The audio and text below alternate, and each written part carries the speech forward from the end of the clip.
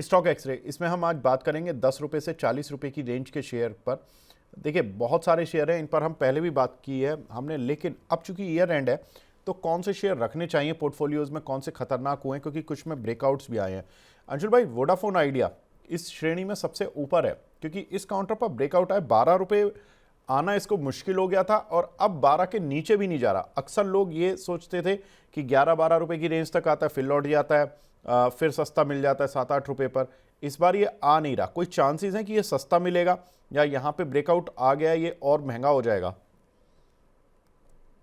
Sir आवाज आ रही है? हाँ जी, बिल्कुल। हाँ जी। नहीं, मेरा सुबह से नेट बार बार फ्लक्चुएट कर रहा है। देखिए, 10:47 का ब्रेकआउट था, 12:40 का टारगेट था, 12:40 ऑलमोस्ट आ गया है। वीकली मूविंग एवरेज 10:47 पे छूटे हैं, तो या तो 3-4 हफ्ते कंसोलिडेट करके मूविंग एवरेज कैचअप करेगा, उसके बाद चलेगा, या फिर यहाँ से फेल हो जाएगा। तो दोनों केस में अभी तो प्रॉफिट बुक करना चाहिए, 3-4 हफ्ते का कंसोलिडेशन का वेट करना चाहिए। ठीक है सर। आर पावर, यहाँ पर भी पावर लौटी, क्योंकि इसमें कुछ एक पहले नेगेटिव खबरें आई थी तो ये पावर निकल गई, इस काउंटर की पिटाई हुई, अब थोड़ी सी पावर लौटती हुई दिखाई दी है पिछले कुछ सत्रों में। क्या लग रहा है सर? 39 रुपये 90 पैसे की बुक वैल्यू के आसपास ही काउंटर चल रहा है, कैसे करें सर? सर आर पावर की पावर 42-86 तक ले जा सकती है। वहां पे जाके मेजर सप्लाई है, वहीं से ब्रेकडाउन आया था, तो वहां पे जाके अगर अटका तो फिर नया लो बनाएगा। उसको निकाल लिया तो फिर बाउंस बैक एक्सटेंड करके 51 तक जा सकता है। मेरा कोई इंटरेस्ट नहीं है इसको प्ले करने में, फंसाता है तो गर्दन तक फंसा देता है। एक शेयर जिसने थोड़ा बहुत फंसाया भी, वो था एसईपीसी। इस काउंटर पर हमने पहले भी बात की थी अंशुल भाई, लेकिन ये काउंटर चलते चलते बार बार फिसल जाता है। बीच बीच में इसमें 10-10% के मूव आते हैं, लेकिन फिर ये काउंटर फुस हो जाता है। अभी कोई लग रहा है कि इस काउंटर में जो हाल फिलहाल की पिछले कुछ ट्रेडिंग सत्र की अगर आप देखोगे तो ये करीब 8.5 रुपये से ये काउंटर लगभग लगभग 11 रुपये गया। ऑलमोस्ट मतलब 3 रुपये चला, लेकिन परसेंटेज टर्म में 20-30% कह सकते हो। लेकिन इसकी वॉल्यूम बार देखो आप, ये जो इसने वॉल्यूम क्रिएट की है, 10 करोड़ से ज़्यादा की इसकी वॉल्यूम दिख रही है। ये वॉल्यूम है इसकी जो ये 8 से 9 रुपये के करीब गया है उस समय पर। सर क्या बिल्कुल लग रहा है? सर, 1495% और अगले दिन 1300% वॉल्यूम राइज था, 126 मिलियन और 101 मिलियन दोनों दिन में मिला के चला 11%। लो था 9 रुपए 3 पैसा, हाई बना 10 रुपए 98 पैसा। बट प्रॉब्लम यह है कि 65 हफ्ते में 73% स्टॉक पिटा है। 10 वीक मूविंग एवरेज पे लास्ट वीक अटका, 10 मूविंग एवरेज पे करंट वीक अटका, लास्ट वीक बल्कि 20 तक स्ट्रेच किया था, लेकिन 10 के नीचे क्लोजिंग आई। किसी भी सूरत में 11 रुपए 20 पैसा जब क्रॉस होगा उसके बाद जाके तेजी आना स्टार्ट होगी, तो 11-20 निकलना बहुत जरूरी है। तो 11 रुपये 20 पैसे निकलना बहुत ज़रूरी है इस काउंटर के लिए। यस बैंक, अंशुल भाई क्या ये 2026 का सितारा बन सकता है? वैल्यूएशन तो ठीक हो गई है ऑलमोस्ट भाई, 16 रुपये की बुक वैल्यू करीब हो गई है, 24 के पी मल्टीपल पर आ गया है। जो एक अर्निंग कैचअप था वो धीरे धीरे हो रहा है काउंटर पर। क्या चल पाएगा ये? स्टार्ट वाला शो कंप्लीट करके करते हैं सर। यस बैंक में आप कह सकते हैं कि लिमिटेड डाउनसाइड है, बट नया प्रमोटर कैसे इसको टेक फॉरवर्ड करता है उन चीजों पे डिपेंड करेगा। जब तक का वेट तो नहीं कर सकते हैं, क्योंकि हम ट्रेडर हैं, तो ट्रेडिंग के लिए 23 रुपए 20 पैसे के ऊपर टिकना जरूरी है। 23-20 के ऊपर टिकता है तो फिर 27-20 का टारगेट खुलेगा। तो पहला जो 1750 का ब्रेकआउट था, 23-20 का टारगेट हो गया। अब नया 23-20 के ऊपर बनेगा। ज्योति स्ट्रक्चर, यहाँ पे स्ट्रक्चर बड़ा वीक हुआ है अंशुल भाई पिछले कुछ समय में, और ये 20 रुपये का शेयर 10 रुपये आ गया, मतलब पहले तो ये 39-40 तक भी गया था। बुक वैल्यू इसकी 4.25 रुपये है। ये काउंटर का स्ट्रक्चर कैसा दिख रहा है आपको? आ, तो देखिए, 59 वीक्स में 72% टूटा है, इसलिए बाउंस बैक भी आपकी 10 मूविंग एवरेज पे 13 रुपए के आसपास फिजल आउट हुई और नया लो बन रहा है। फिर से 10 वीक मूविंग एवरेज 11.5 या 20 वीक मूविंग एवरेज 13 तक बाउंस बैक कर सकता है, बट डाउन ट्रेंड खत्म हो गई ऐसा नहीं लगता। ठीक है, तो डाउन ट्रेंड कहाँ तक है अभी? तो डाउन ट्रेंड तो देखिए, जिस आपका गिर रहा है ऑलरेडी, अब 73% ऑल टाइम हाई से गिर चुका है, तो बहुत मुश्किल हो जाएगी बोलना, बट वीकली चार्ट पे सपोर्ट 4 रुपये 38 पैसे के पहले कोई है नहीं, ईमानदारी से तो नहीं है। अच्छा, और अगर बाउंस बैक लिया तो कहाँ तक जाकर रुकेगा ये? कोई 13 रुपये 13 रुपये वीक पर। Moving average. ठीक है, चलिए देखते हैं। बजाज हिंदुस्तान सर, करीब 30 रुपए की बुक वैल्यू है, बुक वैल्यू से नीचे चल रहा है शेयर।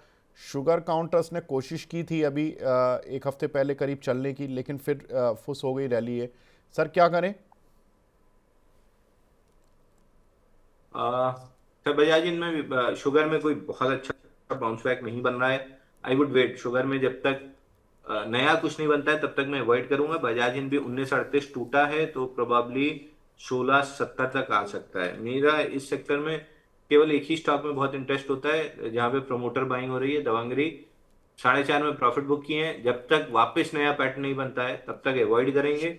जब नया बनेगा तो मेरा उसी में इंटरेस्ट आएगा, क्योंकि प्रमोटर अगर खरीद रहा है तो कुछ तो होगा जो खरीद रहा है।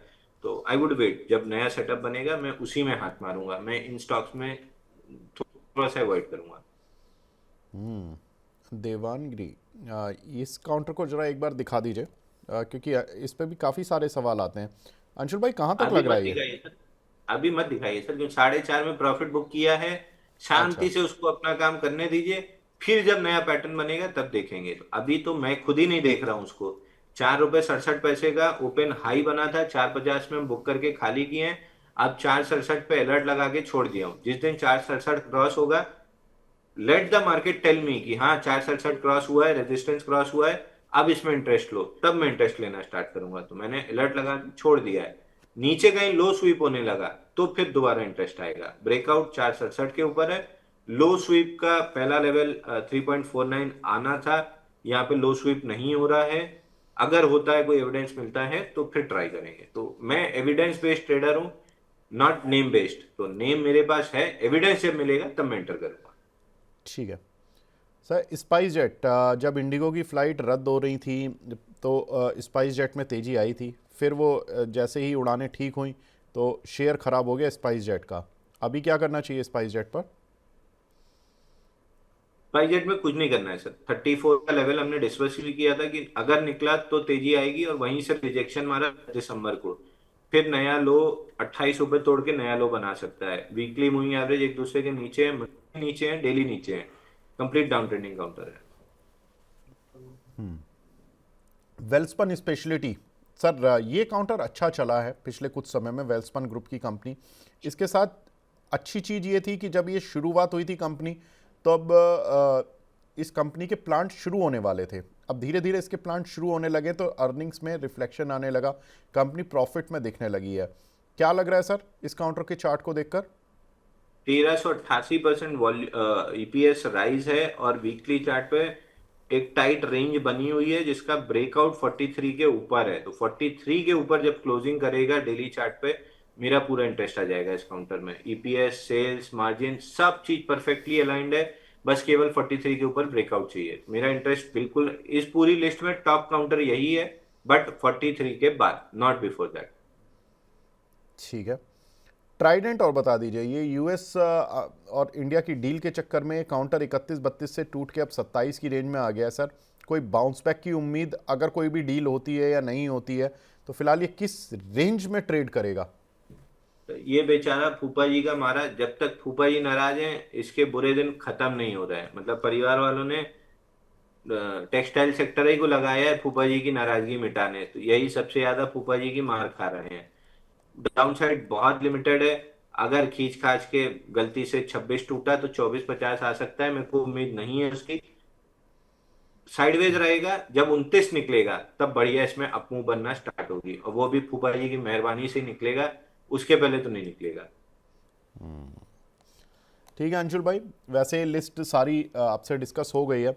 Vodafone Idea, R Power, SEPC, Yes Bank, Jyoti structure, Bajaj Hindustan, SpiceJet, Welspun speciality और ट्राइडेंट, ये पूरी लिस्ट है। अंशुल भाई, इसमें अगर 2026 के लिए कोई बेट आपको लगानी हो तो कौन सा रखना चाहिए शेयर? मैं वेल्सपन, केवल वेल्सपन, मैं वेल्सपन, बहुत बेहतरीन स्ट्रक्चर, बहुत बेहतरीन वॉल्यूम, बेहतरीन ईपीएस, बेहतरीन सेल्स, बेहतरीन मार्जिन। अब सिर्फ एक चीज की कमी है, 43 का ब्रेकआउट, वो आने के बाद ये टॉप प्रायोरिटी पे होगा। ठीक है, तो टॉप पिक रहेगी वेल्सपन स्पेशलिटी, लेकिन 43 के ऊपर जब ये आएगा तब चलेगा अंशुल भाई। बस लास्ट चीज, ये 43 के ऊपर आया तो फिर कहां तक जाएगा? तो 43 के ऊपर तो फिर ऑल टाइम हाई ही जाएगा। 43 के ऊपर तो फिर इसमें कोई टारगेट लगाने की जगह स्टॉप लॉस लगा लेंगे और ट्रेलिंग करते रहेंगे तो ज्यादा अच्छा है, क्योंकि अगर ईपीएस फ्लो होना स्टार्ट हुआ है तो प्रोबेबली 7-8 क्वार्टर तो जनरली फ्लो होता ही है, ऐसा तो बहुत जल्दी तो रिवर्सल होता नहीं है। तो अगर 7-8 क्वार्टर चला तो विंटेज कॉफी जैसे अगर 8 क्वार्टर वो ट्रिपल डिजिट ईपीएस ग्रोथ दिया था तो स्टॉक 30-40 रुपए का 200 रुपए लगभग होने को आ गया। तो मैं टारगेट नहीं लगाऊंगा, वैसे अगर लगाना है तो ऑल टाइम हाई 55-52 का, पर मैं टारगेट नहीं लगाऊंगा। मैं trailing stop loss 10 week moving average को स्टॉप लॉस बना के चलाता जाऊंगा। चलिए, ठीक है। तो ये रही बात वेल्सपन स्पेशलिटी की, और यहाँ पर अंशुल जी सबसे ज़्यादा बुलिश हैं।